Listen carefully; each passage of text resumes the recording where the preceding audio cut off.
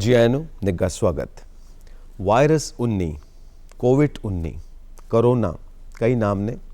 ਸੋ lockdown ਦਾ ਅਸੀਂ ਸਾਰਿਆਂ ਨੇ ਸਾਹਮਣਾ ਕੀਤਾ ਤਾਂ ਉਸ ਦੌਰਾਨ ਲਗਭਗ 3 ਸਾਲ ਹੋ ਚੁੱਕੇ ਨੇ। ਅਸੀਂ ਆਪਣੇ ਪਰਿਵਾਰ 'ਚ ਰਹੇ, ਅਸੀਂ ਜਾਣੇ ਆਪਣੇ ਪਰਿਵਾਰ ਨੂੰ, ਅਸੀਂ ਜਾਣੇ ਆਪਣੇ ਆਪ ਨੂੰ। ਕੁਦਰਤ ਸਾਫ਼ ਸੁਥਰੀ ਹੋ ਗਈ, ਅਸੀਂ ਵੀ ਸਾਫ਼ ਸੁਥਰੇ ਹੋ ਗਏ। ਅੰਦਰੋਂ ਅਸੀਂ ਆਪਣੇ ਆਪ ਦੇ ਉੱਤੇ ਵਿਚਾਰ ਕੀਤਾ, ਕੋਖਿਆ ਆਪਣੇ ਆਪ ਨੂੰ ਕਿ ਅਸੀਂ ਅੰਦਰੋਂ ਇੱਕ ਚੰਗੇ ਇਨਸਾਨ ਆ, ਬਿਹਤਰ ਇਨਸਾਨ ਆ। ਉਸ ਤੋਂ ਬਾਅਦ ਜਦੋਂ ਲੋਕਡਾਊਨ ਖੁੱਲ੍ਹਿਆ, ਮੁੜ ਤੋਂ ਅਸੀਂ ਬਿਜ਼ਨਸ ਵਿੱਚ ਆਏ, ਮੁੜ ਤੋਂ ਅਸੀਂ ਕੰਮਾਂ ਕਾਰਾਂ 'ਤੇ ਆਏ ਤਾਂ ਅਸੀਂ ਇਸ ਸੋਚ ਨਾਲ ਆਏ ਕਿ ਹੁਣ ਇੱਕ ਨਵੀਂ ਦੁਨੀਆ ਸਿਰਜਾਂਗੇ, ਵਧੀਆ ਦੁਨੀਆ ਬਣਾਵਾਂਗੇ। ਪਰ ਕੁਝ ਸਮਾਂ ਬੀਤਣ ਤੋਂ ਬਾਅਦ ਫਿਰ ਉਹੀ ਪੁਰਾਣੇ ਕਿੱਸੇ, ਫਿਰ ਉਹੀ ਪੁਰਾਣੀਆਂ ਕਹਾਣੀਆਂ, ਫਿਰ ਉਹੀ ਪੁਰਾਣੀਆਂ ਸੋਚਾਂ, ਫਿਰ ਉਹੀ ਇੱਕ ਦੂਜੇ ਨੂੰ ਕਿੱਦਾਂ ਪਿੱਛੇ ਕਰਨਾ, ਇੱਕ ਦੂਜੇ ਨੂੰ ਕਿਵੇਂ ਨੀਵਾਂ ਕਰਨਾ, ਉਹੀ ਸੋਚਾਂ। ਮਤਲਬ ਜੋ ਅਸੀਂ ਵਕਤ ਘਰ ਬਿਤਾਇਆ, ਜੋ ਅਸੀਂ ਆਪਣੇ ਆਪ ਨੂੰ ਘੋਖਿਆ, ਜੋ ਅਸੀਂ ਵਿਚਾਰ ਚਰਚਾ ਕੀਤੀ, ਜੋ ਅਸੀਂ ਪਰਿਵਾਰਾਂ 'ਚ ਰਹੇ, ਜੋ ਸਾਡੇ ਅੰਦਰ ਸੁਧਾਰ ਹੋਇਆ, ਉਹ ਮੁੜ ਤੋਂ ਵਿਗਾੜ ਪੈਦਾ ਹੋਣਾ ਸ਼ੁਰੂ ਹੋ ਗਿਆ। ਕਿਉਂਕਿ ਮਾਰਕੀਟ ਹੈ, ਮਾਰਕੀਟ ਦੇ ਵਿੱਚ ਕਹਿੰਦੇ ਨੇ ਵਿਗਾੜ ਤੋਂ ਬਿਨਾਂ ਤੁਰਿਆ ਨਹੀਂ ਜਾ ਸਕਦਾ। ਪਤਾ ਨਹੀਂ ਇਹ ਕਿਹਦੀ ਸੋਚ ਹੈ ਜਾਂ ਇਹ ਕਿਉਂ ਸੋਚ ਅਪਣਾਈ ਜਾਂਦੀ ਹੈ, ਇਹ ਤਾਂ ਰੱਬ ਜਾਣੇ। ਪਰ ਇਹ ਸੋਚ ਕਿਤੇ ਨਾ ਕਿਤੇ ਸਾਡੇ ਮਨੁੱਖੀ ਅਧਿਕਾਰਾਂ ਨੂੰ ਖਤਮ ਕਰਦੀ ਹੈ। ਇੱਕ ਇਨਸਾਨ ਦੂਜੇ ਇਨਸਾਨ ਨੂੰ ਇਨਸਾਨ ਨਹੀਂ ਸਮਝਦਾ। ਆਪਣੀ ਤਰੱਕੀ ਵਾਸਤੇ, ਆਪਣੀ ਕਾਮਯਾਬੀ ਵਾਸਤੇ ਉਹਦਾ ਕੋਈ ਵੀ ਨੁਕਸਾਨ ਕਰੇਗਾ, ਕਿਸੇ ਵੀ ਹੱਦ ਤੱਕ ਨੁਕਸਾਨ ਕਰੇਗਾ। ਸੋ ਇਸ ਤਰ੍ਹਾਂ ਦੀ ਸੋਚ ਲੈ ਕੇ ਅਸੀਂ ਚੱਲਦੇ ਹਾਂ ਅਤੇ ਅਸੀਂ ਸਾਰੇ ਵਿਸ਼ਵ ਦੇ ਵਿੱਚ ਮਨੁੱਖੀ ਅਧਿਕਾਰਾਂ ਦੀ ਵੀ ਗੱਲ ਕਰਦੇ ਹਾਂ। ਪਰ ਇਹ ਮਨੁੱਖੀ ਅਧਿਕਾਰਾਂ ਦੀ ਗੱਲ ਆਈ ਕਿੱਥੋਂ? ਇਹ ਸਾਡੇ ਅੰਦਰ ਪੈਦਾ ਕਿਵੇਂ ਹੋਣ?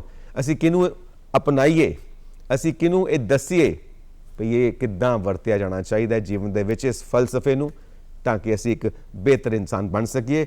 ਇਸ ਬਾਰੇ ਵਿਚਾਰ ਚਰਚਾ ਕਰਨ ਵਾਸਤੇ ਸਾਡੇ ਨਾਲ ਸਟੂਡੀਓਜ਼ ਦੇ ਵਿੱਚ ਮੌਜੂਦ ਨੇ ਮੈਡਮ ਤ੍ਰਿਪਤਾ ਹਾਂਡਾ ਜੀ, ਜੋ ਕਿ ਰਿਟਾਇਰਡ ਐਸੋਸੀਏਟ ਪ੍ਰੋਫੈਸਰ ਨੇ। Welcome to show. ਬਹੁਤ ਬਹੁਤ ਸਵਾਗਤ ਤੁਹਾਡਾ ਗੱਲਾਂ ਤੇ ਗੀਤ ਦੇ ਵਿੱਚ। Thank you sir. ਸੋ ਅੱਜ ਦਾ ਖਾਸ ਦਿਨ ਮਨੁੱਖੀ ਅਧਿਕਾਰਾਂ ਨੂੰ ਸਮਰਪਿਤ, ਔਰ ਅਸੀਂ ਮਨੁੱਖੀ ਅਧਿਕਾਰਾਂ ਦੀ ਹੀ ਗੱਲਬਾਤ ਕਰਾਂਗੇ। ਜਾਣਨਾ ਇਹ ਚਾਹਾਂਗੇ ਤੁਹਾਡੇ ਕੋਲੋਂ ਇੱਕ ਸੌਖੀ ਜੀ ਭਾਸ਼ਾ 'ਚ, ਆਸਾਨ ਜੀ ਭਾਸ਼ਾ 'ਚ, ਮਨੁੱਖੀ ਅਧਿਕਾਰ ਹੁੰਦੇ ਕੀ ਨੇ, ਕਿਹਨੂੰ ਕਹਿੰਦੇ ਨੇ ਮਨੁੱਖੀ ਅਧਿਕਾਰ? ਬਹੁਤ ਹੀ ਅੱਛਾ ਕੁਐਸਚਨ ਹੈ। ਔਰ ਅੱਜ ਜਿਸ ਤਰ੍ਹਾਂ ਤੁਸੀਂ ਖੁਦ ਦੀ ਗੱਲ ਕੀਤੀ ਹੈਗੀ ਹੈ ਕਿ ਅਸੀਂ ਆਪਣੇ ਆਪ ਨੂੰ ਟਟੋਲਿਆ ਕਿ ਵੀ ਅਸੀਂ ਕਿਸ ਤਰ੍ਹਾਂ ਆਪਣੇ ਨਾਲ ਲੱਗਦੇ ਸਾਥੀਆਂ ਦੇ ਪ੍ਰਤੀ ਕਿਸ ਤਰ੍ਹਾਂ ਮਾਨ ਸਨਮਾਨ ਦੀ ਭਾਵਨਾ ਨੂੰ ਜਗਾਵਾਂਗੇ, ਪਰ ਮੁੜ ਅਸੀਂ ਫਿਰ ਉਸੇ ਹੀ ਸਿਲਸਿਲੇ 'ਤੇ ਚੱਲ ਪਏ।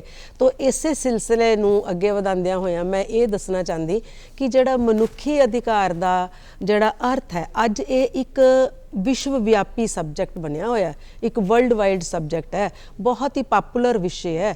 ਅੰਤਰਰਾਸ਼ਟਰੀ ਸਤਰ ਦੇ ਉੱਤੇ ਤੇ 10 ਦਸੰਬਰ 1948 ਨੂੰ ਅਸਲ ਵਿੱਚ universal declaration of human rights, ਜਿਹੜੀ ਕਿ ਯੂਨਾਈਟਿਡ ਨੇਸ਼ਨ ਜਨਰਲ ਅਸੈਂਬਲੀ ਦੇ ਥਰੂ ਇੱਕ ਪ੍ਰੈਂਬਲ ਦੇ ਫਾਰਮ 'ਚ ਇੱਕ ਅਧਿਕਾਰ ਪੱਤਰ ਦੇ ਤੌਰ 'ਤੇ ਇਹਨੂੰ ਲਿਆਂਦਾ ਗਿਆ ਸੀਗਾ।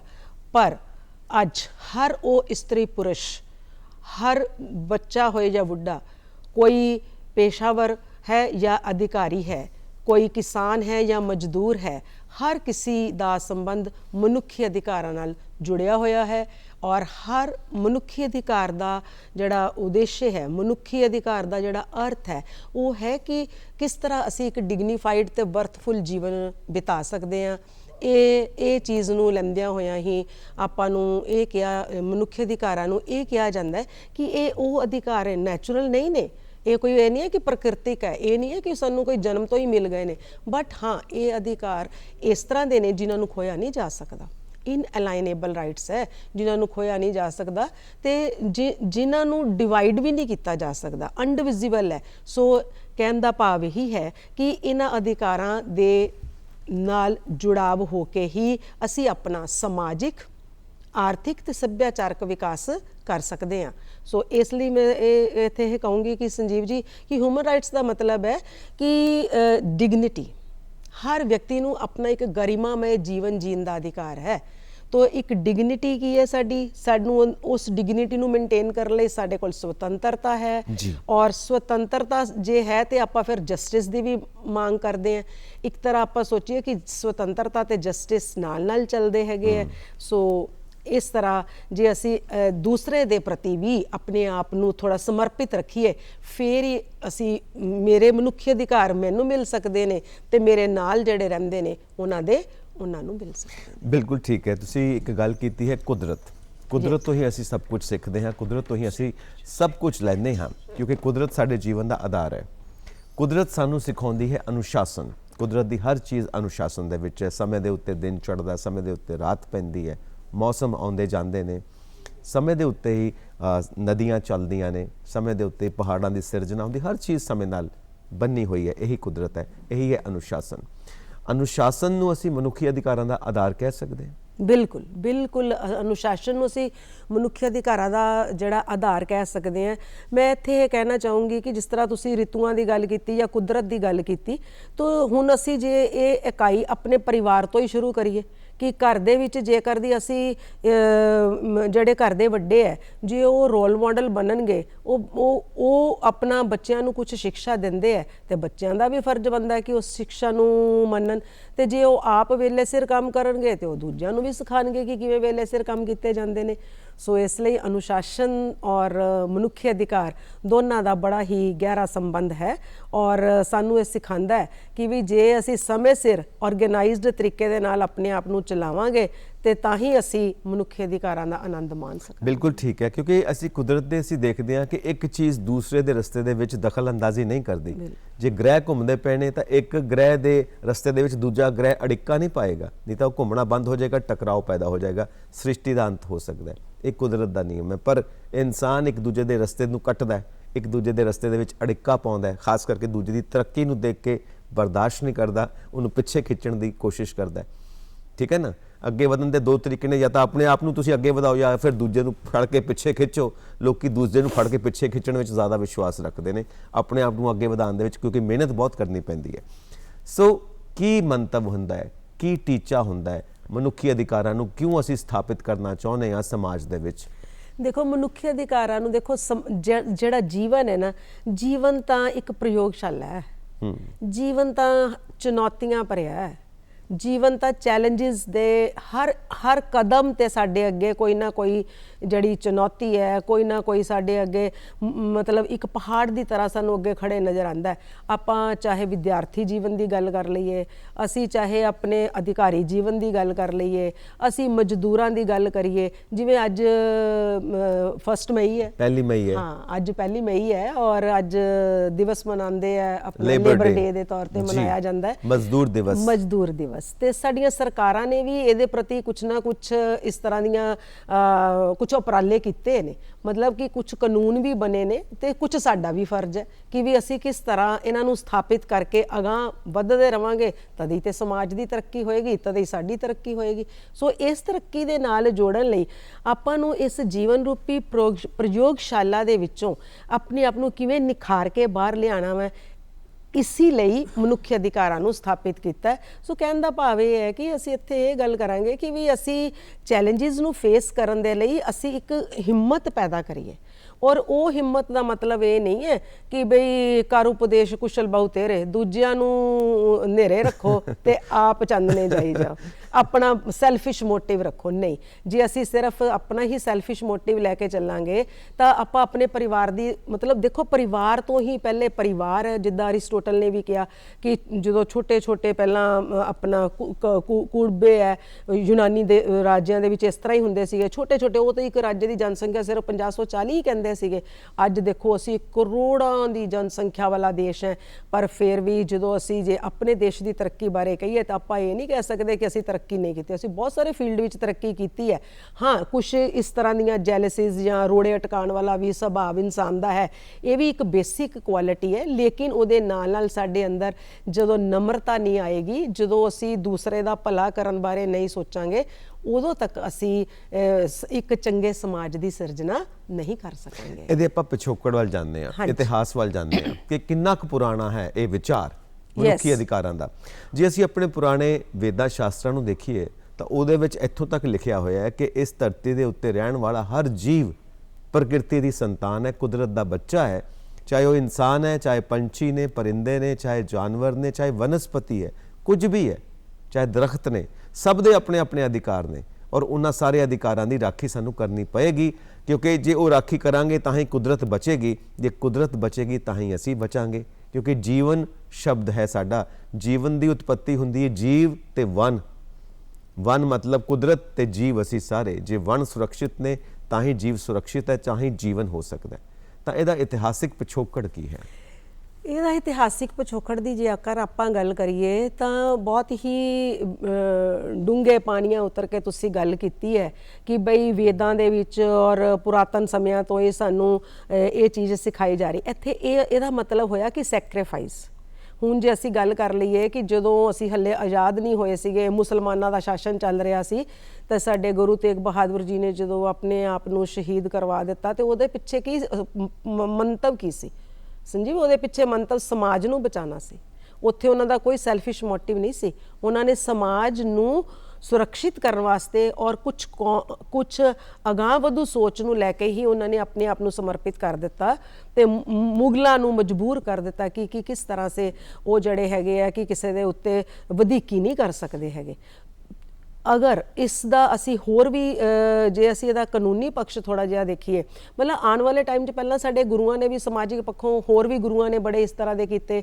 ਜੇ ਅਸੀਂ ਆਪਣੇ ਸੁਤੰਤਰਤਾ ਸੰਗਰਾਮ ਨੂੰ ਦੇਖੀਏ ਤੇ ਉਸ ਦੇ ਅੰਦਰ ਵੀ ਸੁਤੰਤਰਤਾ ਸੈਨਾਨੀਆਂ ਨੇ ਜੋ ਆਪਣੀਆਂ ਸ਼ਹੀਦੀਆਂ ਦਿੱਤੀਆਂ, ਉਹ ਵੀ ਇਸ ਗੱਲ ਦਾ ਪ੍ਰਮਾਣ ਹੈ ਕਿ ਵੀ ਕਿਸ ਤਰ੍ਹਾਂ ਅਸੀਂ ਆਪਣੇ ਮਨੁੱਖੀ ਅਧਿਕਾਰਾਂ ਨੂੰ ਬਚਾ ਕੇ ਤੇ ਅੱਗੇ ਵਧਾਉਣ ਦੀ ਕੋਸ਼ਿਸ਼ ਕੀਤੀ। ਉਹਦੇ ਵਿੱਚ ਚਾਹੇ ਬਹੁਤ ਸਾਰਿਆਂ ਦੇ ਤੇ ਚਲੋ ਜ਼ਿਕਰ ਨਹੀਂ ਹੋ ਸਕਦਾ ਵੀ ਜਿਸ ਤਰ੍ਹਾਂ ਆਪਾਂ ਸ਼ਹੀਦ ਭਗਤ ਸਿੰਘ ਦੀ ਵੀ ਗੱਲ ਕਰਦੇ ਹਾਂ ਤਾਂ ਉਹਨਾਂ ਨੇ ਨੌਜਵਾਨਾਂ ਦੇ ਅੰਦਰ ਇੱਕੋ ਰੂਹ ਫੂਕ ਦਿੱਤੀ ਕਿ ਬਈ ਮੈਂ ਚਾਹੇ ਅੱਜ ਉਹਦੇ ਵਿੱਚ ਰਵਾਂ ਨਾ ਰਵਾਂ, ਪਰ ਆਉਣ ਵਾਲਾ ਸਮਾਂ ਦੇਖੋ ਅੱਜ ਵੀ ਅਸੀਂ ਉਸ ਚੀਜ਼ ਨੂੰ ਯਾਦ ਕਰਦੇ ਹਾਂ। ਮਤਲਬ ਸਾਡਾ ਇਤਿਹਾਸ ਭਰਿਆ ਪਿਆ ਹੈ ਕੁਰਬਾਨੀਆਂ ਦੇ ਨਾਲ।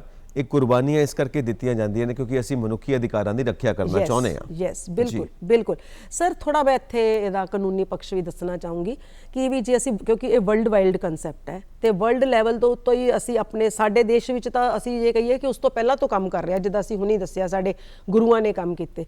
ਲੇਕਿਨ ਜੇਕਰ ਦੀ ਅਸੀਂ ਗੱਲ ਕਰੀਏ ਤਾਂ 1215 ਇੱਕ ਮੈਗਨਾ ਕਾਰਟਾ ਐਕਟ ਹੈ ਜਿਹੜਾ ਕਿ ਇੰਗਲੈਂਡ ਦੇ ਵਿੱਚ ਪਾਸ ਹੋਇਆ ਔਰ ਉੱਥੇ ਦੇ ਰਾਜਾ ਨੂੰ ਮਜਬੂਰ ਕਰ ਦਿੱਤਾ ਗਿਆ, ਕਿੰਗ ਜੌਨ ਸੀ, ਕਿ ਲੋਕਾਂ ਨੇ ਆਪਣੀ ਸੁਤੰਤਰਤਾ ਪੂਰਕ ਜੀਵਨ ਜੀਣ ਵਾਸਤੇ ਰਾਜਾ ਨੂੰ ਮੈਗਨਾ ਕਾਰਟਾ ਜਿਹੜਾ ਇੱਕ ਅਧਿਕਾਰ ਪੱਤਰ ਸੀਗਾ ਉਹਦੇ ਤੇ ਸਾਈਨ ਕਰਨੇ ਪਏ। ਔਰ ਇਸ ਤੋਂ ਬਾਅਦ ਬ੍ਰਿਟਿਸ਼ ਪਾਰਲੀਮੈਂਟ ਨੇ 1689 ਦੇ ਵਿੱਚ ਇੱਕ ਫਿਰ ਕਾਨੂੰਨ ਪਾਸ ਕੀਤਾ ਜਿਹਨੂੰ ਬਿਲ ਆਫ ਰਾਈਟਸ ਕਹਿੰਦੇ ਨੇ। ਇੰਨਾ ਹੀ ਨਹੀਂ, ਅੱਜ ਅਮਰੀਕਾ ਦੁਨੀਆ ਦਾ ਇੱਕ ਸੁਪਰ ਕੰਟਰੀ ਹੈ, ਸੁਪਰ ਪਾਵਰ ਹੈ, ਉਹਨੂੰ ਹਰ ਕੋਈ ਫੋਲੋ ਕਰਦਾ। ਜਦੋਂ ਅਮਰੀਕਾ ਦਾ 1776 ਦੇ ਵਿੱਚ ਜਦੋਂ America the war of independence ਸ਼ੁਰੂ ਹੋਈ ਤਾਂ ਉੱਥੇ ਵੀ ਇਹ ਨਾਰਾ ਬੁਲੰਦ ਕੀਤਾ ਗਿਆ। 1789 ਦੇ ਵਿੱਚ ਫਰਾਂਸ ਤੋਂ ਇਹ ਗੱਲ ਆਈ, ਸੁਤੰਤਰਤਾ, ਸਮਾਨਤਾ ਔਰ ਭਾਤਰੀ ਭਾਵ। ਦੇਖੋ ਹਰ ਵਕਤ ਜਦੋਂ ਅਸੀਂ ਸੁਤੰਤਰਤਾ, ਸਮਾਨਤਾ, ਮਤਲਬ ਹਰ ਵਿਅਕਤੀ ਨੂੰ ਸਮਾਨਤਾ ਦਾ ਵੀ ਅਹੁਦਾ ਮਿਲਣਾ ਚਾਹੀਦਾ, ਭਾਈਚਾਰਾ ਔਰ ਭਾਤਰੀ ਭਾਵ ਮੈਨੇ ਭਾਈਚਾਰਾ, ਯਾਨੀ ਕਿ ਜੇ ਅਸੀਂ ਭਾਈਚਾਰੇ ਨੂੰ ਲੈ ਕੇ ਚੱਲਾਂਗੇ ਤਾਂ ਹੀ ਅਸੀਂ ਅਗਾਂਹ ਵਧੂ ਹੋ ਸਕਦੇ ਹੈਗੇ। ਸੋ ਜਦੋਂ ਫਿਰ ਭਾਰਤ ਆਜ਼ਾਦ ਹੋਇਆ ਤੇ ਭਾਰਤ ਆਜ਼ਾਦੀ ਦੇ ਨਾਲ ਨਾਲ ਹੀ ਸਾਡੇ ਸੰਵਿਧਾਨ ਨਿਰਮਾਤਾ ਦੀ ਇੰਨੀ ਚੰਗੀ ਸੂਝ-ਬੂਝ ਸੀ ਕਿ ਉਹਨਾਂ ਨੇ ਕੀ ਕੀਤਾ ਕਿ ਜਦੋਂ ਸੰਵਿਧਾਨ ਸਾਡਾ ਤਿਆਰ ਹੋ ਰਿਹਾ ਸੀ, ਜਿਹਦੇ ਵਿੱਚ ਅਸੀਂ ਆਪਣੇ ਡਾਕਟਰ ਅੰਬੇਦਕਰ ਜੀ ਦਾ ਜ਼ਿਕਰ ਕਰਦੇ ਹਾਂ, ਉਹਨਾਂ ਨੇ 2 ਚੈਪਟਰ ਇਸ ਤਰ੍ਹਾਂ ਦੇ ਪਾ ਦਿੱਤੇ। ਇੱਕ ਚੈਪਟਰ 3 ਜਿਹਨੂੰ ਅਸੀਂ ਮੌਲਿਕ ਅਧਿਕਾਰ ਕਹਿੰਦੇ, ਜਿਹੜੇ ਕਿ 12 ਤੋਂ 35 ਉਹਦੇ ਵਿੱਚ ਆਰਟੀਕਲ ਸ਼ਾਮਿਲ ਕਰ ਦਿੱਤੇ ਗਏ ਤੇ ਇੱਕ ਤਰ੍ਹਾਂ ਇਹ ਰੈਪਲੀਕਾ ਆਫ ਹਿਊਮਨ ਰਾਈਟਸ ਹੀ ਹੈ। ਆਪਾਂ ਇਹਦੀ ਕਾਨੂੰਨੀ ਗੱਲ ਕਰ ਰਹੇ ਕਿਉਂਕਿ ਕਿਸੇ ਵੀ ਚੀਜ਼ ਨੂੰ ਜਦ ਤੱਕ ਅਸੀਂ ਇੱਕ ਕਾਨੂੰਨੀ ਜਾਮਾ ਨਹੀਂ ਨਾ ਪਹਿਨਾ ਲੈਂਦੇ, ਸਾਨੂੰ ਉਹਦੇ ਪ੍ਰਤੀ ਸਾਨੂੰ ਥੋੜਾ ਇਸ ਗੱਲ ਦਾ ਰਹਿੰਦਾ ਹੈ ਕਿ ਵੀ ਕਿਉਂਕਿ ਮਨੁੱਖ ਦੀ ਨੇਚਰ ਇਦਾਂ ਦੀ ਹੈ ਕਿ ਜੇ ਆਪਾਂ ਉਹਦੇ ਪਿੱਛੇ ਕੋਈ ਇਸ ਤਰ੍ਹਾਂ ਦਾ ਪ੍ਰਵਧਾਨ ਕਰਦੇ ਹਾਂ ਕਿ ਨਿਯਮ ਬਣਾਉਂਦੇ ਹਾਂ ਕਿ ਜੇ ਅਸੀਂ ਇਹਨੂੰ ਤੋੜਾਂਗੇ ਤਾਂ ਸਾਨੂੰ ਨੁਕਸਾਨ ਹੋ ਸਕਦਾ ਹੈ। ਸੋ ਉਸ ਤਰ੍ਹਾਂ ਦੀ ਸੋਚ ਨੂੰ ਲਿਆਉਣ ਵਾਸਤੇ ਹੀ ਇਹਨੂੰ ਇੱਕ ਕਾਨੂੰਨੀ ਔਰ ਇਹਨੂੰ ਅਮਲੀ ਜਾਮਾ ਦਿੱਤਾ ਗਿਆ ਕਿ ਬਈ ਜਿਹੜਾ ਤੀਸਰਾ ਚੈਪਟਰ ਹੈ ਸਾਡਾ ਮੌਲਿਕ ਅਧਿਕਾਰਾਂ ਦਾ, ਉਹਦੇ ਵਿੱਚ ਮੌਲਿਕ ਅਧਿਕਾਰ ਸ਼ਾਮਿਲ ਕੀਤੇ ਗਏ ਜਿਹਦੇ 'ਚ ਸੁਤੰਤਰਤਾ, ਸਮਾਨਤਾ ਔਰ ਕਿਸੇ ਦੇ ਨਾਲ ਕੋਈ ਭੇਦਭਾਵ ਨਹੀਂ ਕੀਤਾ ਜਾਏਗਾ। ਜਾਤੀ, ਭਾਸ਼ਾ, ਰੰਗ, ਰੂਪ, ਲਿੰਗ, ਵੰਸ਼, ਜਨਮ ਸਥਾਨ ਜਾਂ ਨਿਵਾਸ ਸਥਾਨ, ਹਰ ਕਿਸੇ ਨੂੰ ਜੋ ਉਸ ਦਾ ਅਧਿਕਾਰ ਬਣਦਾ ਉਸ ਨੂੰ ਦਿੱਤਾ ਜਾਏਗਾ। ਤੇ ਚੈਪਟਰ 4 ਦੇ ਵਿੱਚ ਜਿੱਦਾਂ ਅੱਜ ਫਿਰ ਆਪਾਂ ਲੇਬਰ ਡੇ ਦੀ ਗੱਲ ਆਈ ਹੈ, ਮਜ਼ਦੂਰ ਦਿਵਸ ਦੀ ਗੱਲ ਆਈ ਹੈ, ਉਹਦੇ ਵਿੱਚ ਸਪਸ਼ਟ ਤੌਰ ਦੇ ਉੱਤੇ 36 ਤੋਂ ਲੈ ਕੇ 51 ਤੱਕ ਆਰਟੀਕਲ ਸ਼ਾਮਿਲ ਕੀਤੇ ਗਏ ਹੈ।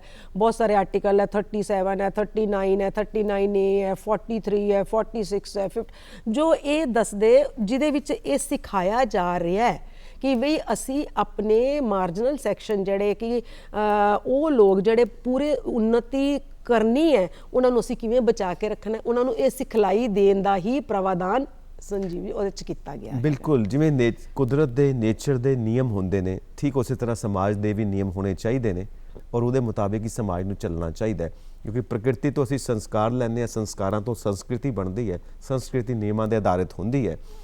ਜਦੋਂ ਪਹਿਲਾ ਵਿਸ਼ਵ ਯੁੱਧ ਹੁੰਦਾ ਹੈ ਉਸ ਤੋਂ ਬਾਅਦ ਲੀਗ ਆਫ ਨੇਸ਼ਨਸ ਹੋਂਦ ਵਿੱਚ ਆਉਂਦੀ ਹੈ। ਦੂਸਰੇ ਵਿਸ਼ਵ ਯੁੱਧ ਤੋਂ ਬਾਅਦ ਲੀਗ ਆਫ ਨੇਸ਼ਨਸ ਨੂੰ ਬਦਲ ਕੇ ਯੂਨਾਈਟਿਡ ਨੇਸ਼ਨਸ ਆਰਗੇਨਾਈਜੇਸ਼ਨ ਬਣਾ ਦਿੱਤੀ ਜਾਂਦੀ ਹੈ। ਉਸ ਬਾਰੇ ਦੱਸੋ। ਦੀ ਯੂਨਾਈਟਿਡ ਨੇਸ਼ਨ ਆਰਗੇਨਾਈਜੇਸ਼ਨ ਜਿਹੜੀ ਹੈ ਇਹ ਪੈਰਿਸ ਦੇ ਵਿੱਚ ਸੈਕੰਡ ਵਰਲਡ ਵਾਰ ਤੋਂ ਬਾਅਦ, ਕਿਉਂਕਿ ਸੈਕੰਡ ਵਰਲਡ ਵਾਰ ਵੀ ਕੀ ਸੀ, ਬਹੁਤ ਸਾਰੇ ਦੇਸ਼ਾਂ ਦਾ ਨੁਕਸਾਨ ਹੋਇਆ, ਯੂਰਪ ਦੇ ਖਾਸ ਕਰਕੇ ਦੇਸ਼ਾਂ ਦਾ ਨੁਕਸਾਨ ਹੋਇਆ, ਉਹ ਵੀ ਮਨੁੱਖੀ ਅਧਿਕਾਰਾਂ ਦੀ ਗੱਲ ਸੀ। ਉੱਥੇ ਵੀ ਜਦੋਂ ਅਸੀਂ ਮਨੁੱਖੀ ਅਧਿਕਾਰ ਕਹੀਏ ਜੀ ਜਾਂ ਮਾਨਵਤਾ ਕਹੀਏ, ਬਿਲਕੁਲ ਦਰਅਸਲ ਤਾਂ ਹਿਊਮੈਨਿਟੀ ਨੂੰ ਬਚਾਉਣਾ ਸਾਡਾ ਕੱਲ ਵੀ ਫਰਜ਼ ਸੀ, ਅੱਜ ਵੀ ਹੈ।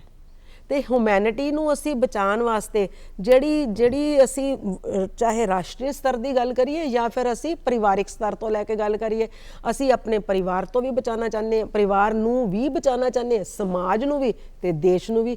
ਤੇ ਸਾਡੇ ਕੁਝ ਨੇਤਾਵਾਂ ਨੇ ਤੇ ਵਰਲਡ ਆਪਣਾ ਜਿਹੜਾ ਹੈਗਾ ਵਾ ਸਮੂਹ ਦੀ ਗੱਲ ਕੀਤੀ ਕਿ ਇੱਕ ਵਰਲਡ ਗਵਰਨਮੈਂਟ ਹੋ ਜਾਣੀ ਚਾਹੀਦੀ ਹੈ। ਚਲੋ ਖੈਰ ਉਹ ਤਾਂ ਨਹੀਂ ਇੰਨਾ ਸੰਭਵ ਹੈਗਾ, ਉਹਦੇ ਲਈ ਪ੍ਰਯਾਸ ਜਾਰੀ ਹੈ। ਤੇ ਜਿਹੜੇ UNO ਹੈ ਉਹ ਵੀ ਇਸੇ ਲਈ ਉਹਦੀ UNO ਦੇ ਥਰੂ ਵੀ ਜਿਹਦੀ ਸਥਾਪਨਾ ਕੀਤੀ ਗਈ ਤਾਂ ਕਿ ਵਿਸ਼ਵ ਸ਼ਾਂਤੀ ਲਿਆਂਦੀ ਜਾ ਸਕੇ, ਔਰ ਉਸ ਸ਼ਾਂਤੀ ਨੂੰ ਸਥਾਪਿਤ ਕਰਨ ਲਈ ਫਿਰ ਕੁਝ ਨਿਯਮ ਬਣਾਏ ਗਏ। ਉਹਨਾਂ ਨਿਯਮਾਂ ਨੂੰ ਉਹ ਆਰਟੀਕਲ 1 ਤੋਂ ਲੈ ਕਰਕੇ 30 ਤੱਕ ਹੈ, ਜਿਹਨੂੰ ਡੈਕਲੇਰੇਸ਼ਨ ਆਫ ਆਪਣਾ ਕਿਹਾ ਜਾਂਦਾ ਹੈਗਾ, universal declaration of human rights.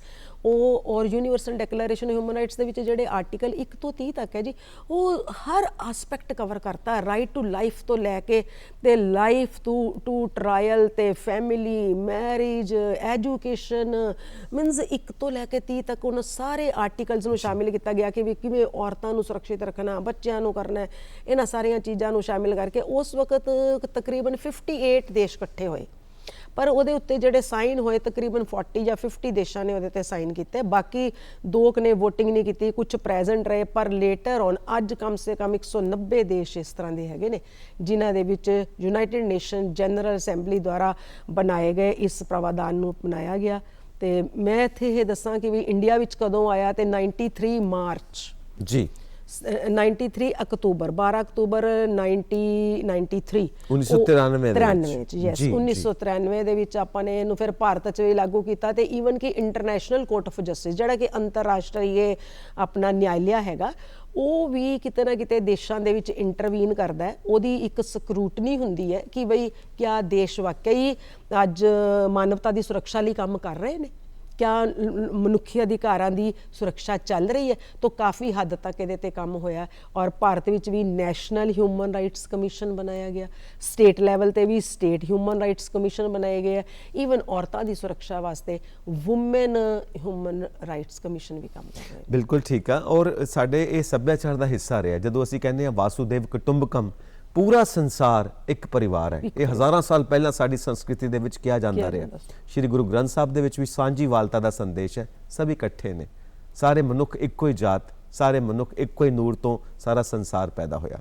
किसी वक्त साडे संस्कारां दा हिस्सा सी, जिद्दां मैं कहा कि असीं पंछी परिंदे सारे पशु पक्षी सब का ध्यान रखते हैं, असीं जीव जंतु वनस्पति का ध्यान रखते हैं। एक माँ ना अपने बच्चे नूं संस्कार दिंदी पई है, जो साडे पंजाब दा साडे भारत दा संस्कार है। माँ ने बच्चे वास्ते चूरी कुट्टी, बच्चे नूं कहंदी थोड़ा जी चूरी ना बाकी बाहर जाके चिड़ियां नूं पा दे, थोड़ी जी चूरी चुक के पंछियां नूं पा दे। बच्चा कहंदा ये तो मेरी है, मैं खानी, तो कहंदी है माँ पंछी भी तो अपने ही ने ना। हुण ये पंछी भी अपने ने, इहदे विच किड्डा वड्डा संस्कार है, असीं सब नूं अपना समझदे हां। ये चीज़ां सानूं बचपन च कहानियां सिखाईयां जांदियां सी, साखियां गुरु साहब दीयां, ग्रंथां चों कहानियां, साडे अंदर ये मनुखी अधिकार मानवता कुट कुट के भरी जांदी सी। आज जो चीज़ गायब है, की कहना चाहोगे? मैं इत्थे ये कहना चाहांगी कि ये सानू इस चीज़ नूं एक संदेश के तौर पर लेना चाहिए, और असी ये साडा ये नैतिक मूल्य हैगे, ये नैतिक सिद्धांत है, साडे मॉरल वैल्यूज़ नूं संस्कार ने, बिल्कुल साडे संस्कार ने। तो देखो जिहड़े जीव है, प्राणी है, पशु पक्षी है, उन्होंने बोल के नहीं बोलना, पर उन्हां दे अंदर जिहड़ी वफादारी है, ਆਪਾਂ ਅੱਜ ਕੱਲ੍ਹ ਇੱਕ ਹੋਰ ਵੀ ਸਾਡੇ ਬੜੀ ਇੱਕ ਸਮੱਸਿਆ ਚੱਲ ਰਹੀ ਹੈ ਕਿ ਵੀ ਜਿਹੜੀ ਡੌਗ ਹੈ ਉਹਦੀ ਨਸਲ ਇੰਨੀ ਜ਼ਿਆਦਾ ਹੋ ਗਈ ਹੈ। ਮੈਂ ਥੋੜੇ ਦਿਨ ਪਹਿਲਾਂ ਵੀ ਨਿਊਜ਼ ਵਿੱਚ ਦੇਖ ਰਹੀ ਸੀਗੀ, ਸਾਡੇ ਹੈਲਥ ਮਿਨਿਸਟਰ ਵੀ ਉਹਦੇ ਤੇ ਗੱਲ ਕਰ ਰਹੇ ਸੀਗੇ ਕਿ ਵੀ ਇੰਨਾ ਜ਼ਿਆਦਾ ਹੋ ਗਿਆ ਹੈਗਾ। ਉਹਨੂੰ ਨਾ ਉਹਨੂੰ ਸਟਰੇ ਡੌਗ ਕਹਿਣ ਦੀ ਬਜਾਏ ਉਹਨੂੰ ਨਾ ਸਟਰੀਟ ਡੌਗ ਕਹਿ ਰਹੇ, ਉਹਨੂੰ ਸੁਸਾਇਟੀ ਡੌਗ ਕਹਿ ਰਹੇ। ਸ਼ਾਇਦ ਤੁਸੀਂ ਸੰਜੀਵ ਇਹ ਵਰਡ ਪਤਾ ਨਹੀਂ ਪਹਿਲਾਂ ਸੁਣਿਆ ਕਿ ਨਹੀਂ, ਸੁਸਾਇਟੀ ਡੌਗ। ਉਹ ਕਹਿੰਦੇ ਕਿ ਇਹ ਤੁਹਾਡੇ ਨਾ ਜਿਹੜਾ ਤੁਹਾਡਾ ਏਰੀਆ ਉਹਦੀ ਸੁਰੱਖਿਆ ਕਰਦੇ ਹੈਗੇ ਆ। ਔਰ ਇਹ ਨਹੀਂ ਮੈਂ ਕਹਿ ਰਹੀ ਕਿ ਵੀ ਜਿਹੜੇ ਜਾਨਵਰ ਸਾਡੇ ਲਈ ਠੀਕ ਹੈ, ਖਤਰਨਾਕ ਵੀ ਹੈ, ਪਰ ਉਹ ਕਹਿੰਦੇ ਕਿ ਜੇ ਤੁਸੀਂ ਇਹਨਾਂ ਨੂੰ ਕੁਝ ਥੋੜਾ ਫੀਡ ਕਰ ਦਿੰਦੇ ਹੋ ਨਾ, ਜਿੱਦਾਂ ਡੌਗ ਫੀਡ ਅਸੀਂ ਕਹਿੰਦੇ, ਤਾਂ ਉਹ ਜਦੋਂ ਕੁੱਤਾ ਖਾ ਲੈਂਦਾ ਨਾ ਉਹ ਰੱਜਿਆ ਰਹਿੰਦਾ, ਉਹ ਰੱਜਿਆ ਰਹਿੰਦਾ ਵਾ। ਉਹਨੂੰ ਆਪਾਂ ਟੈਰੀਟੋਰੀਅਲ ਐਨੀਮਲਸ ਕਹਿੰਦੇ। ਤੋ ਮਤਲਬ ਕਹਿਣ ਦਾ ਭਾਵ ਇਹ ਹੈਗਾ ਕਿ ਜੇ ਅਸੀਂ ਜਾਨਵਰ ਤੇ ਸਾਡੇ 'ਚ ਕੀ ਫਰਕ ਹੈ ਵੀ ਜੇ ਅਸੀਂ ਚਾਹੀਏ ਤਾਂ ਅਸੀਂ ਜਾਨਵਰ ਨੂੰ ਵੀ ਇੱਕ ਪਿਆਰ ਦਾ ਸੰਦੇਸ਼ ਦੇ ਕੇ ਉਹਨੂੰ ਵੀ ਸੰਭਾਲ ਸਕਦੇ ਹਾਂ, ਉਹਨੂੰ ਵੀ ਸਿਖਾ ਸਕਦੇ ਹਾਂ, ਚਾਹੇ ਉਹ ਟੈਰੀਟੋਰੀਅਲ ਹੀ ਹੈਗਾ, ਚਾਹੇ ਉਹ ਸਾਡੇ ਨਾਲ ਉਹਦਾ ਕੋਈ ਸੰਬੰਧ ਮਤਲਬ ਕੋਈ ਇਦਾਂ ਦਾ ਸੰਬੰਧ ਨਹੀਂ ਹੈ ਕਿ ਸਾਡਾ ਉਹ ਪਾਲਤੂ ਹੈਗਾ ਵੈ। ਇਸੇ ਤਰ੍ਹਾਂ ਸਾਡਾ ਪਕਸ਼ੀਆਂ ਦੇ ਨਾਲ ਹੈ। ਬਿਲਕੁਲ ਹੈ। ਅਸੀਂ ਕਦੀ ਪੇੜਾਂ ਤੇ ਬੈਠੇ ਦੇਖੀਏ, ਕਹਿੰਦੇ ਨਾ ਪਕਸ਼ੀ ਮਾਈਗ੍ਰੇਟ ਹੋ ਕੇ ਆਉਂਦੇ। ਜੈਸ ਮੈਂ ਖੁਦ ਵੀ ਬੜੀ ਵਾਰ ਦੇਖਿਆ। ਅਟਲ ਬਿਹਾਰੀ ਵਾਜਪਾਈ ਦੀ ਜੀ ਵੀ ਇੱਕ ਕਵਿਤਾ ਉਹਨਾਂ ਨੇ ਬੜੀ ਬਹੁਤ ਹੀ ਪ੍ਰਚਲਿਤ ਕਵਿਤਾ ਉਹਨਾਂ ਦੀ, ਆਮ ਤੌਰ ਤੇ ਫੇਸਬੁੱਕ ਤੇ ਜਾਂ ਇੱਧਰ ਉੱਧਰ ਤੁਹਾਨੂੰ YouTube ਤੇ ਵੀ ਮਿਲ ਜਾਂਦੀ ਕਿ ਕभी ਥੋੜਾ ਆਪਣਾ ਘਰ ਇੱਕ ਐਸੀ ਜਗ੍ਹਾ ਬਣਾਣਾ ਜਹਾਂ ਸਾਹਮਣੇ ਪੇੜ ਹੋ। ਕਿਉਂ? ਕਿਉਂਕਿ ਉੱਥੇ ਪੰਛੀ ਆ ਕੇ ਬੈਠਦੇ। ਬਿਲਕੁਲ ਸਹੀ ਹੈ। ਕੁਛ ਟਾਈਮ ਤੁਸੀਂ ਉਹਨਾਂ ਦੇ ਨਾਲ ਉਹਨਾਂ ਨੂੰ ਚਹਿਚਹਾਉਂਦਿਆਂ ਦੇਖਦੇ ਹੋ ਨਾ ਤੇ ਤੁਹਾਨੂੰ ਇੱਕ ਅੰਦਰੂਨੀ ਸ਼ਾਂਤੀ। ਬਿਲਕੁਲ। ਅਸੀਂ ਤੇ ਗਾਵਾਂ, ਮੱਝਾਂ, ਬਲਦਾਂ ਦੇ ਨਾਂ ਵੀ ਰੱਖਦੇ ਹਾਂ। ਬਿਲਕੁਲ। ਉਹਨਾਂ ਨੂੰ ਪਿਆਰ, ਮੇਰਾ ਸ਼ੇਰ ਪੁੱਤਰ ਹੈ, ਮੇਰਾ ਸ਼ੇਰ ਬੱਗਾ, ਇਦਾਂ ਉਹਨਾਂ ਦੀ ਖਾਤਰ ਕਰਦੇ ਆ। ਬਿਲਕੁਲ। ਸਾਡਾ ਤੇ ਸੱਭਿਆਚਾਰ ਹੀ ਹੈ ਕਿ ਸਭ ਨੂੰ ਮਿਲ ਕੇ ਰਹੀਏ, ਪਿਆਰ ਮੁਹੱਬਤ। ਔਰ ਪਿਆਰ ਮੁਹੱਬਤ ਦਾ ਇੱਕ ਗੀਤ ਬਿਲਕੁਲ ਤਿਆਰ ਹੈ। ਅਸੀਂ ਇਸ ਗੀਤ ਦਾ ਆਨੰਦ ਲੈਂਦੇ ਹਾਂ, ਉਸ ਤੋਂ ਬਾਅਦ ਅਸੀਂ ਗੱਲਬਾਤ ਤੇ ਪਰਤਦੇ ਹਾਂ।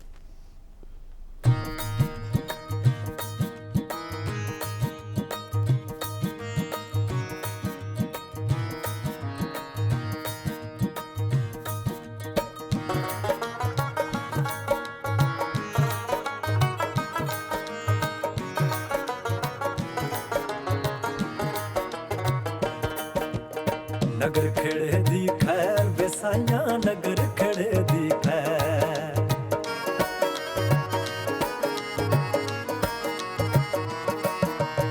ਨਗਰ ਖੇੜੇ ਦੀ ਖੈਰ ਵਸਾਈਆਂ, ਨਗਰ ਖੇੜੇ ਦੀ ਖੈਰ। ਮੁੱਕ ਜਾਣ ਸਭ ਦੇ ਵੈਰ ਵਸਾਈਆਂ, ਮੁੱਕ ਜਾਣ ਸਭ ਦੇ ਵੈਰ। ਸ਼ਬਦ ਵੀ ਤੇਰਾ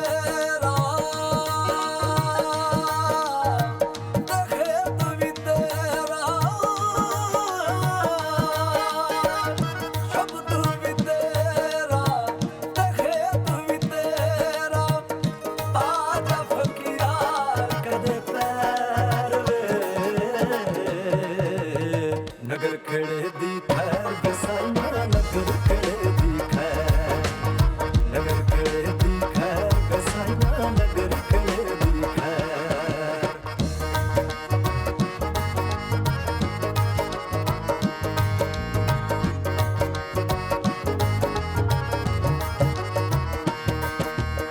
ਆਂਢ ਗਵਾਂਢ ਮੇਰੇ ਚਾਚੇ ਤਾਏ, ਵਸਣ ਵੀਰ ਭਰਜਾਈਆਂ।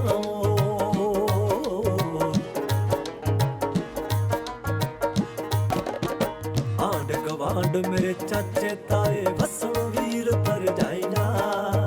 ਸਹੁਰੇ ਘਰ ਵਿੱਚ ਇੱਜ਼ਤਾਂ ਮਾਨਣ, ਸਭ ਦੀ ਮਾਂ ਦੀਆਂ ਜਾਈਆਂ। ਉਹ ਮੇਰੀ ਬੀਬੀ ਮਾਂ ਦੀਆਂ ਜਾਈਆਂ। ਇੱਕੋ ਘਰ ਵਿੱਚ ਮੱਥਾ ਟੇਕਣਾ, ਇੱਕੋ ਘਰ ਵਿੱਚ ਮੱਥਾ ਟੇਕਣ, ਕੀ ਆਪਣੇ ਕੀ ਵੈਰ। ਨਗਰ ਖੇੜੇ ਦੀ ਖੈਰ ਵਸਾਈਆਂ, ਨਗਰ ਖੇੜੇ ਦੀ ਖੈਰ। ਨਗਰ ਖੇੜੇ ਦੀ ਖੈਰ ਵਸਾਈਆਂ, ਨਗਰ ਖੇੜੇ ਦੀ ਖੈਰ। ਬਾਬਾ ਮੰਗਾ ਰੇਜ਼ਾ, ਬਾਬਾ ਮੰਗਾ ਰੇਜ਼ਾ, ਬਾਬਾ ਮੰਗਾ ਰੇਜ਼ਾ, ਰੇਜ਼ਾ ਰੇਜ਼ਾ ਰੇਜ਼ਾ। ਬਾਬਾ ਮੰਗਾ ਰੇਜ਼ਾ, ਬਾਬਾ ਮੰਗਾ ਰੇਜ਼ਾ, ਬਾਬਾ ਮੰਗਾ ਰੇਜ਼ਾ, ਰੇਜ਼ਾ ਰੇਜ਼ਾ ਰੇਜ਼ਾ। ਸਭ ਦੇ ਘਰ ਵਿੱਚ ਰੋਟੀ ਹੋਵੇ, ਹੱਕ ਸੱਚ ਦਾ ਹੋਵੇ ਚੁੱਲ੍ਹਾ।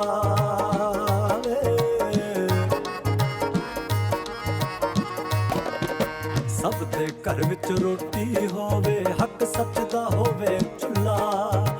ਜੋ ਜੀ ਆਵੇ ਛੱਤ ਕੇ ਤੁਰ ਜੇ, ਹੋਏ ਦਰਵਾਜ਼ਾ ਖੁੱਲਾ। ਹਿੰਦੂ ਸਿੱਖ ਕੀ ਮੁੱਲਾ ਰਲ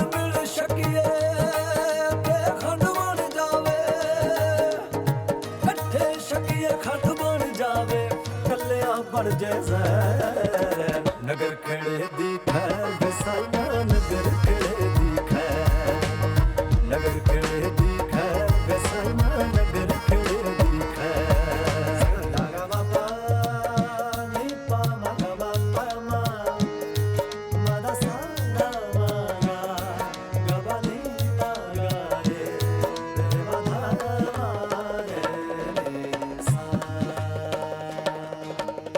ਸੱਚਿਓ ਪਾਉਣ ਗੁਰੂ ਬਣ ਜਾਵੇ ਧਰਤੀ ਬਣ ਜੇ ਮਾਂ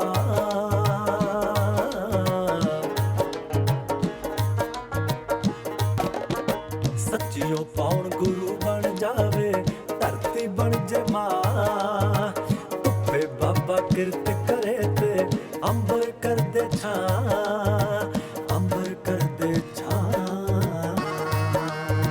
ਰਾਤੀ ਚੰਦ ਨਾਲ ਗੱਲਾਂ ਕਰੀਏ ਰਾਤੀ ਚੰਦ ਨਾਲ ਗੱਲਾਂ ਕਰੀਏ ਤੇ ਤਾਰਿਆਂ ਦੇ ਨਾਲ ਸੈਰ ਨਗਰ ਖੇੜੇ ਦੀ ਖੈਰ ਵਸਾਈਆਂ ਨਗਰ ਖੇੜੇ ਦੀ ਖੈਰ ਨਗਰ ਖੇੜੇ ਦੀ ਖੈਰ ਵਸਾਈਆਂ ਨਗਰ ਖੇੜੇ ਦੀ ਖੈਰ ਨਗਰ ਖੇੜੇ ਦੀ ਖੈਰ ਵਸਾਈਆਂ ਨਗਰ ਖੇੜੇ ਦੀ ਖੈਰ ਨਗਰ ਖੇੜੇ ਦੀ ਖੈਰ ਵਸਾਈਆਂ ਨਗਰ ਖੇੜੇ ਦੀ ਖੈਰ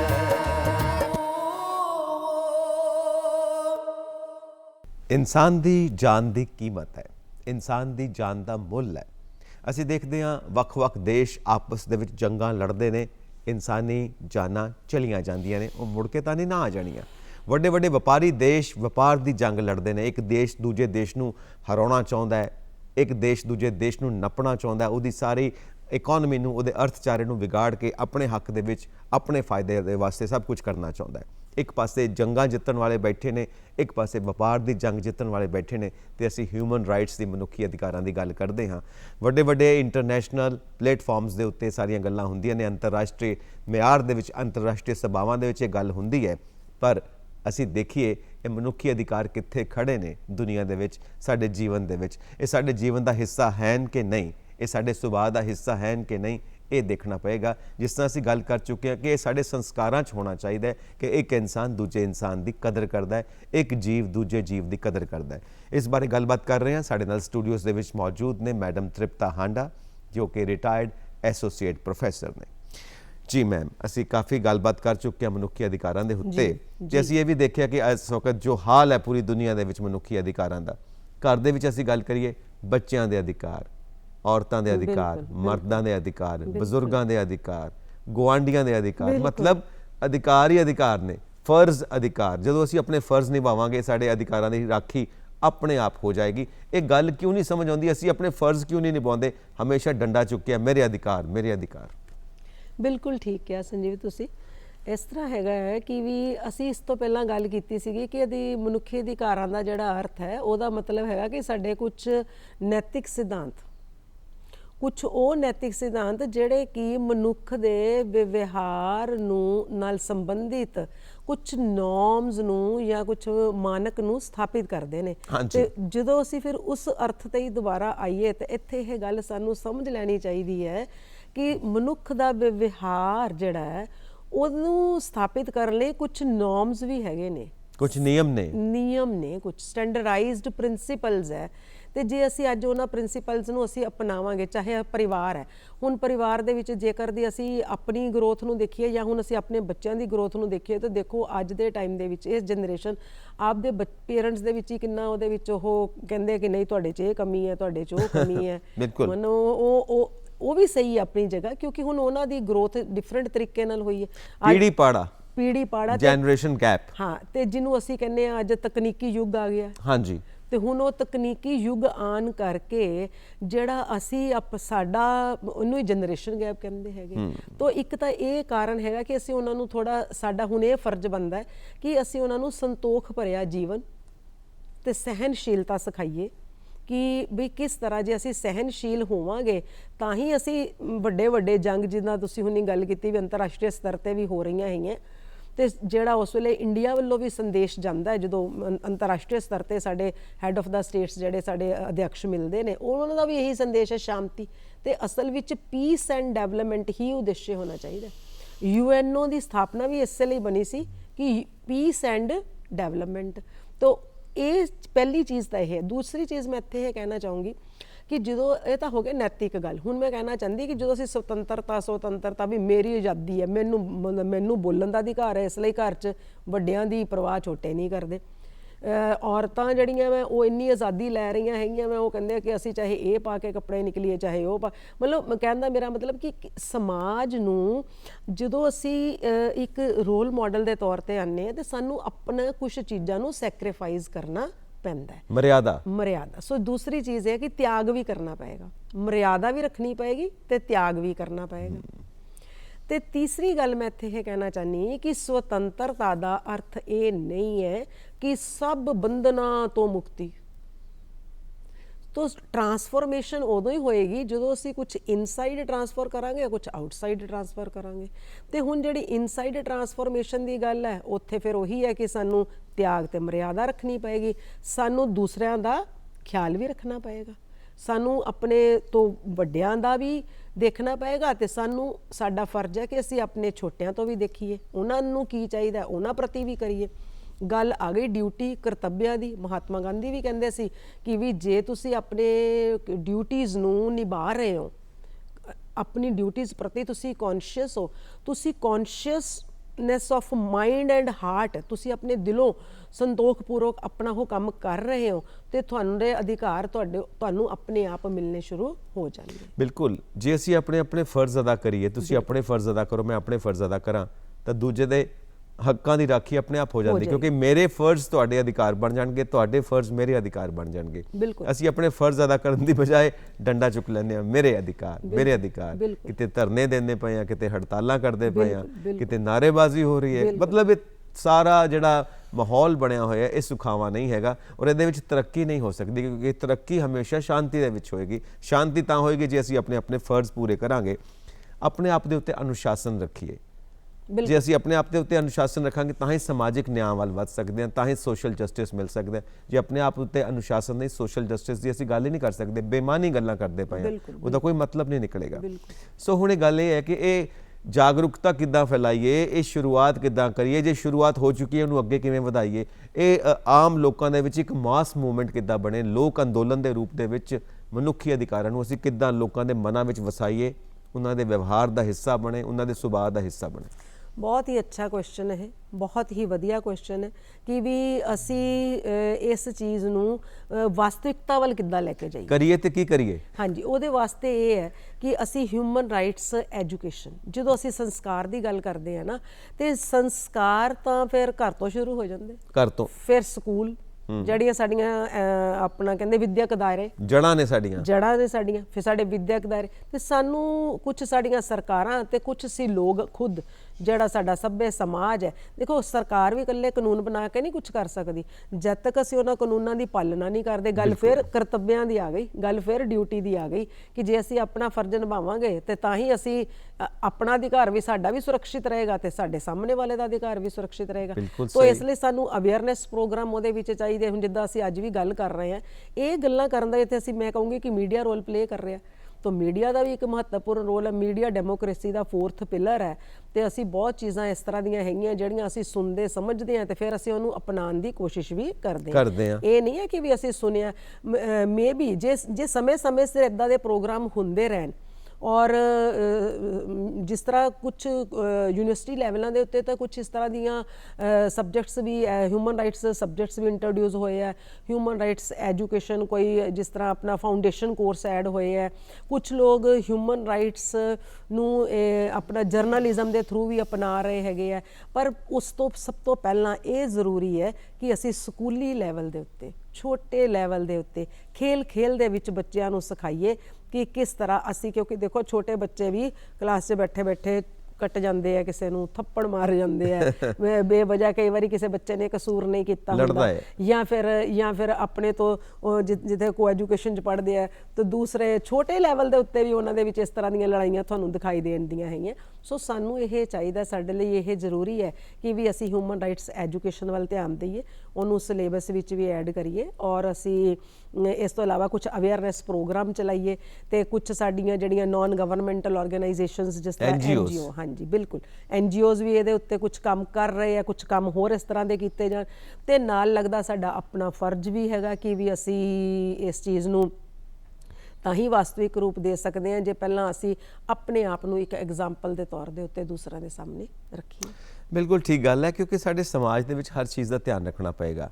ਬੱਚਿਆਂ ਦੇ ਅਧਿਕਾਰ, ਔਰਤਾਂ ਦੇ ਅਧਿਕਾਰ, ਮਰਦਾਂ ਦੇ ਅਧਿਕਾਰ, ਬਜ਼ੁਰਗਾਂ ਦੇ ਅਧਿਕਾਰ, ਆਂਢ ਗੁਆਂਢ ਦੇ ਅਧਿਕਾਰ, ਮੈਂ ਸਭ ਕੁਝ ਪਹਿਲਾਂ ਵੀ ਕਹਿ ਚੁੱਕਾ, ਮੈਂ ਦੁਬਾਰਾ ਕਹਿ ਰਿਹਾ। ਫਿਰ ਉਸ ਤੋਂ ਬਾਅਦ ਮਾਹੌਲ ਕੀ ਹੈ? ਇੱਕ ਉਮਰ ਦਾ ਬੱਚਾ, ਉਸੇ ਉਮਰ ਦਾ ਬੱਚਾ ਸਵੇਰੇ ਸਕੂਲ ਜਾ ਰਿਹਾ ਹੈ, ਉਸੇ ਉਮਰ ਦਾ ਬੱਚਾ ਬੋਰੀ ਚੁੱਕ ਕੇ ਕਾਗਜ਼ ਇਕੱਠੇ ਕਰਦਾ ਪਿਆ। ਇਹ ਤੇ ਸਾਡਾ ਹਾਲਤ ਬਣੀ ਹੋਈ ਹੈ ਸਮਾਜ ਦੀ। ਉਮਰ ਇੱਕੋ ਹੀ ਹੈ, ਉਹਦੇ ਉੱਤੇ ਸਕੂਲ ਦਾ ਬਸਤਾ ਹੈ, ਉਹਦੇ ਉੱਤੇ ਇੱਕ ਬੋਰੀ ਹੈ। ਫਰਕ ਹੈ, ਕਿੱਡਾ ਵੱਡਾ ਫਰਕ ਹੈ। ਉਹ ਦੇਖਦਾ ਕਿ ਉਹ ਬੱਚੇ ਸਕੂਲ ਜਾਂਦੇ ਪਏ ਨੇ ਤੇ ਮੈਂ ਬੋਰੀ ਚੁੱਕ ਕੇ ਕਾਗਜ਼ ਇਕੱਠੇ ਕਰਦਾ ਪਿਆ। ਸੋ ਇਸ ਮਾਹੌਲ ਦੇ ਵਿੱਚ ਮਨੁੱਖੀ ਅਧਿਕਾਰ ਕਿੱਥੇ?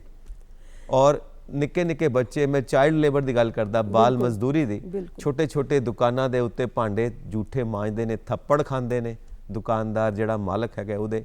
ਹਲਵਾਈ ਦੀ ਦੁਕਾਨ ਤੇ ਦੇਖਦੇ ਹਾਂ, ਬਾਕੀ ਕਈਆਂ ਦੁਕਾਨਾਂ ਤੇ ਦੇਖਦੇ ਹਾਂ ਉੱਥੇ ਬਰਤਨ ਮਾਂਜਦੇ ਹੋਏ ਚਾਈਲਡ ਲੇਬਰ ਹੈ। ਪਰ ਉਹ ਕੀ ਕਰਨ, ਉਹਨਾਂ ਨੂੰ ਵੀ ਲੇਬਰ ਦੇਣੀ ਪੈਂਦੀ, ਕਿਉਂਕਿ ਉਹ ਮਾਂ-ਬਾਪ ਆਉਂਦੇ ਨੇ ਕਿ ਸਾਡੇ ਖਾਣ ਵਾਸਤੇ ਕੁਝ ਨਹੀਂ, ਬੱਚੇ ਨੂੰ ਰੱਖ ਲਓ, ਉਹ ਵੀ ਤਰਸ ਖਾ ਕੇ ਰੱਖ ਲੈਂਦਾ। ਹੁਣ ਇਹ ਸਭ ਕੁਝ ਚੱਲਦਾ ਪਿਆ, ਪਤਾ ਹੀ ਨਹੀਂ ਲੱਗਦਾ ਕਿ ਸਮੱਸਿਆ ਦਾ ਹੱਲ ਕਿਵੇਂ ਕੀਤਾ ਜਾਏ। ਔਰ ਸਾਡੇ ਭਾਰਤ ਦੇ ਵਿੱਚ ਹਰ ਤਰ੍ਹਾਂ ਦਾ ਇਮੋਸ਼ਨ, ਹਰ ਤਰ੍ਹਾਂ ਦਾ ਵਿਵਹਾਰ ਔਰ ਹਰ ਤਰ੍ਹਾਂ ਦੀ ਸੋਚ ਮਿਲੇਗੀ ਤੁਹਾਨੂੰ, ਹਰ ਤਰ੍ਹਾਂ ਦੀ ਸਥਿਤੀ ਮਿਲੇਗੀ। ਕਿੱਦਾਂ ਮਨੁੱਖੀ ਅਧਿਕਾਰਾਂ ਨੂੰ ਕਿੱਦਾਂ ਪ੍ਰੈਕਟੀਕਲੀ ਕਿੱਦਾਂ ਲੈ ਕੇ ਆਈਏ, ਕਿਉਂਕਿ ਗੱਲਾਂ ਤਾਂ ਬਹੁਤ ਸੋਹਣੀਆਂ ਹੋ ਜਾਂਦੀਆਂ ਨੇ, ਪਰ ਕਰਨਾ ਤੇ ਕਰਨਾ ਕੀ ਹੈ?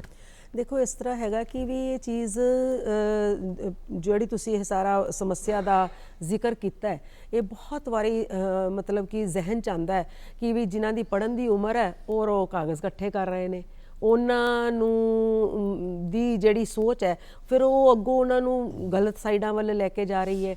ਤਾਂ ਕਹਿਣਾ ਇਹੀ ਚਾਹੁੰਦੇ ਆ ਇੱਥੇ ਕਿ ਦੇਖੋ ਇਸ ਚੀਜ਼ ਨੂੰ ਲਾਗੂ ਕਰਨ ਵਾਸਤੇ ਉਹੀ ਹੈ ਕਿ ਕੁਝ ਤਾਂ ਰੋਲ ਪੇਰੈਂਟਸ ਦਾ ਹੈ, ਕੁਝ ਰੋਲ ਸਮਾਜ ਦਾ ਹੈ ਤੇ ਕੁਝ ਉਹਨਾਂ ਦਾ ਵੀ ਹੈਗਾ, ਕਿਉਂਕਿ ਬਹੁਤ ਸਾਰੀਆਂ ਜਗ੍ਹਾਵਾਂ ਇਸ ਤਰ੍ਹਾਂ ਦੀਆਂ ਹੈਗੀਆਂ ਜਿੱਥੇ ਮਾਪੇ ਗਲਤ ਹੈ।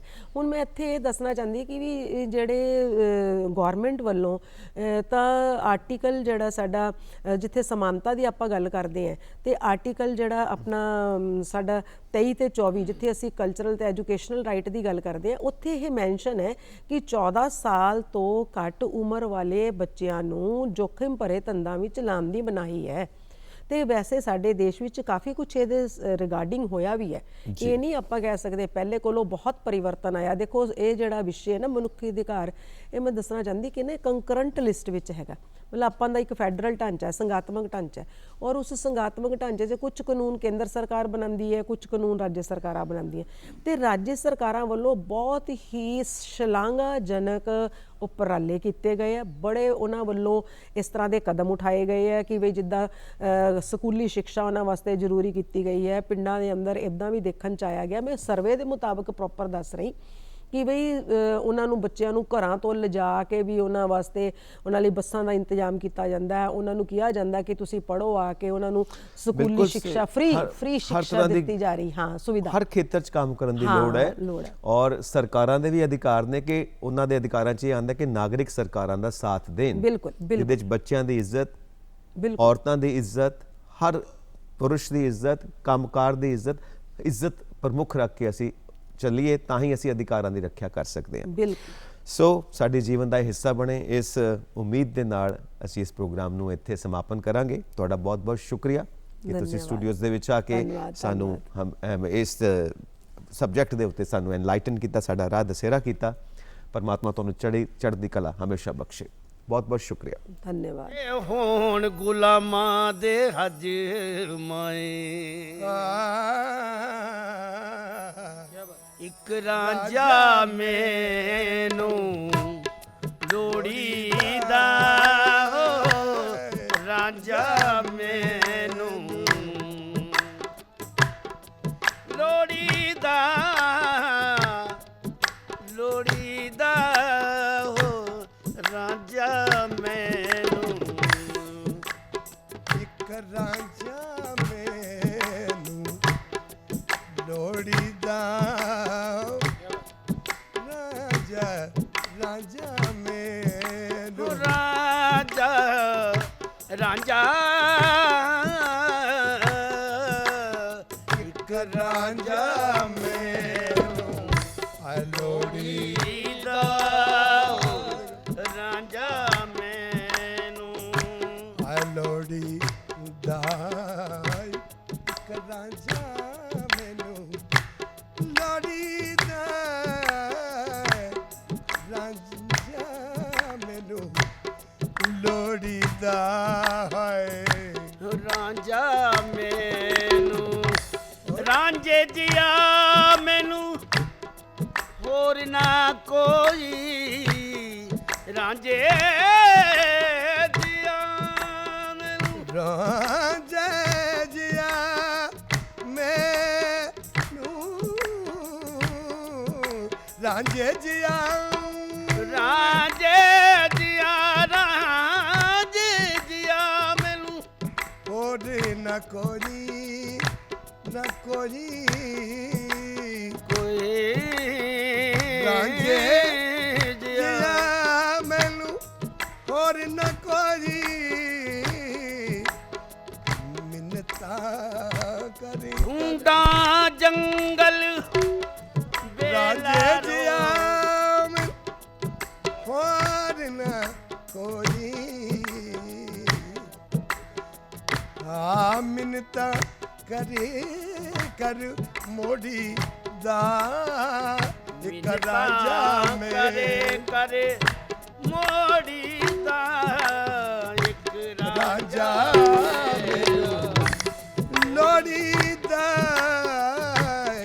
ਰਾਂਝਾ ਮੈਨੂੰ ਰਾਂਝਾ ਮੈਨੂੰ ਰਾਂਝਾ ਮੈਨੂੰ ਲੋੜੀ ਦਾ ਹੋਏ ਇੱਕ ਰਾਂਝਾ ਮੈਨੂੰ ਲੋੜੀ